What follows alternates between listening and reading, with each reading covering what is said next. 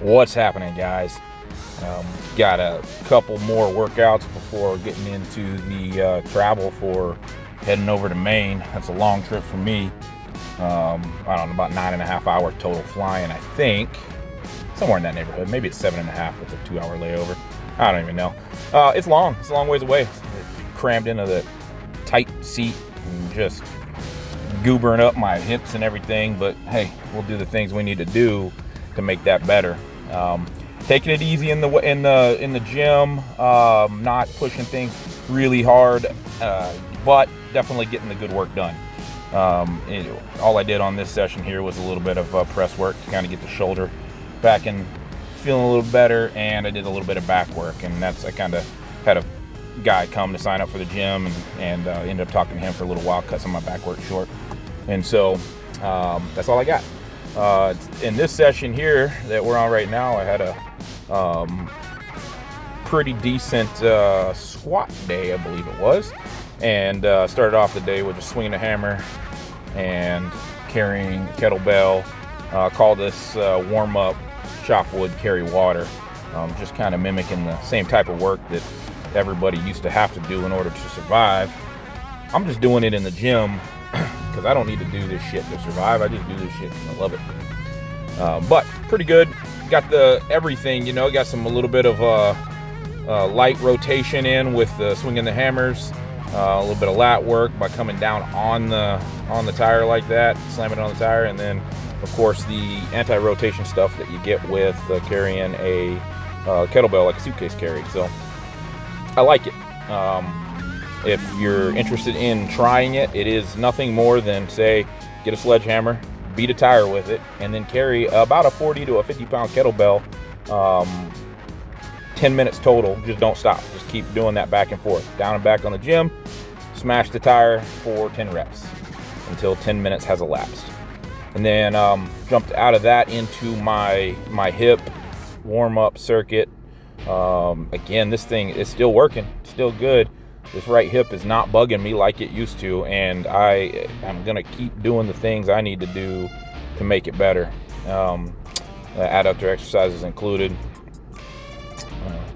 Really keeping it rehabby in these last few sessions before I get out there on the road.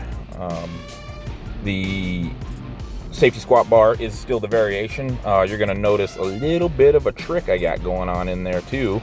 It was we have some weight releasers, and if you're familiar with conjugate or West Side method, you're going to be familiar with the weight releasers. So basically, and you'll see it in a minute if it's confusing the way I put it, but basically I got a attachment that I hang from the end of the barbell, and as you get to the bottom of the squat, the way it's shaped, it has a slanted wedge at the bottom. The weights will completely come off, as opposed to like a chain where it unloads a little bit. The weight is there until you get to the bottom, and then those pendulums swing away and completely unload. So I think the idea there is to overload the negative. So you usually want to have a pretty good differential in the load, and then really explode from the bottom to just get some explosion in there. Normal warm up though, just work up, no weight, 1 plate, 2 plate, and then after this set is when I add on the weight releasers. See there, they're hanging out on the end of the bar, and as I squat down, boom, now they're off the bar. A little shaky. I could control that a little bit better to work on that. It's the first time I've used the weight releasers really ever, but I really like them, and I'll throw them in every once in a while just to keep it fun, keep it spicy, keep it interesting.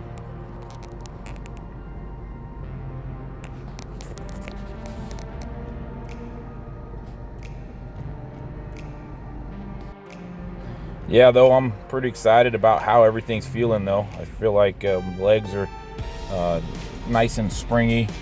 no hip pain, minimal knee discomfort. If I can, connect on, my technique with the weights and with the stones, I think I can get some pretty good throws out there. With the hip not hurting especially, I think I'm going to get some decent hammers going. So body is feeling good. As long as I don't get too gummed up during travel, I think I'm going to be set up to do some pretty good work down in Maine.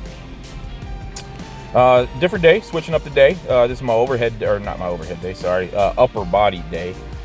Doing the standard shoulder complex. It's really cool. I've covered it in a different video. You could search back a little bit, but essentially it's just some short bands around the wrist. If you don't have a short band, you can double one of the regular bands around the wrist and do some overhead extensions, skin the cats, etc. And then this one right here, just anchor off the bands and then pull back and do an overhead press motion.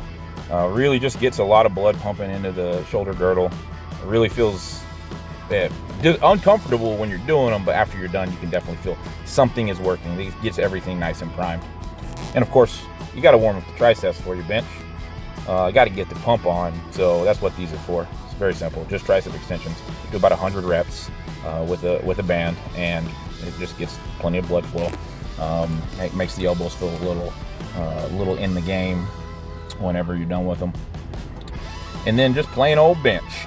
Messing around with the tempo on the way down a little bit. Not real good at like that slightly chaotic descent, so I'll slow it down here in the sets in a minute. You'll see probably this set right here where I slow it down, and then I use a little bit more body English coming off the chest, like really trying to explode. Or not, just pressing.